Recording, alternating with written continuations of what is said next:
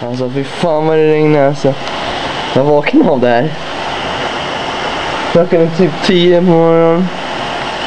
Jag slängde i Söderala. Visst, jag vet. Där vi går vidare.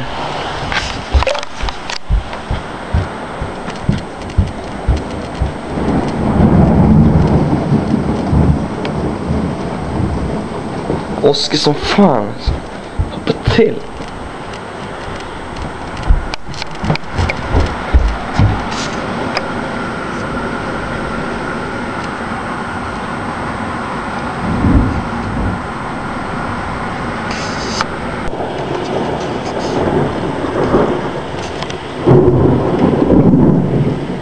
Shit alltså. Regnet börjar avta nu. Men där kommer en blixt, om ni såg den.